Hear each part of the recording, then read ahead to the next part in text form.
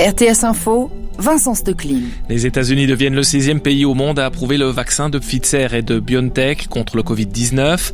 Les autorités américaines ont rendu leur décision cette nuit. Une immense opération de logistique va être immédiatement lancée dans les heures qui viennent pour distribuer le vaccin aux 4 coins du pays. Un nouveau camouflet pour Donald Trump qui tente toujours d'annuler sa défaite à la présidentielle américaine. La Cour suprême des États-Unis a refusé hier de se saisir d'un recours formulé par les autorités du Texas. La Cour estime que l'État texan n'est pas en droit de se mêler de l'organisation des élections dans les autres États. Les négociations continuent, mais les chances d'un accord commercial post-Brexit s'amenuisent. Le Royaume-Uni et l'Union européenne affichent leur pessimisme sur la possibilité de parvenir à surmonter leurs divergences.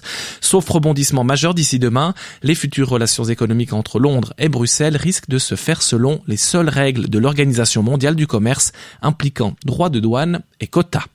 En France, Emmanuel Macron a appelé à redoubler de vigilance lors des fêtes de fin d'année face à la pandémie. Les annonces ont fait effet de douche froide avec un secteur culturel français qui sera fermé.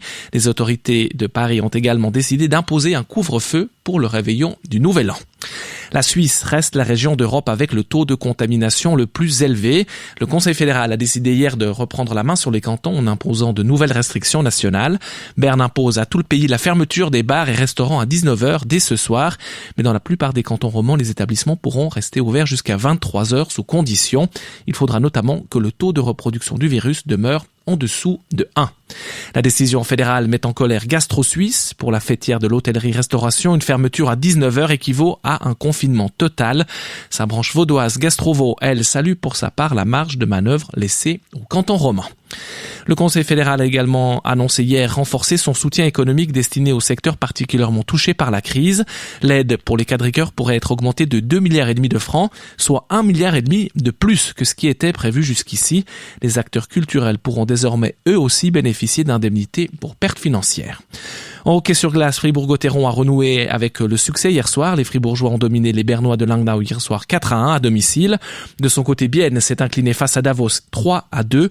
Une défaite qui laisse les Biennois à la 10e place de National League, juste devant Berne et Langnau. La journée s'annonce très nuageuse avec de fréquentes précipitations plus abondantes le long des Préalpes, en Bas-Valais et sur l'ouest du Jura. La limite de la neige autour des 1000 mètres, sauf dans les vallées alpines où elle tombera jusqu'en plaine.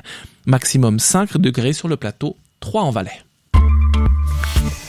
Espace 2.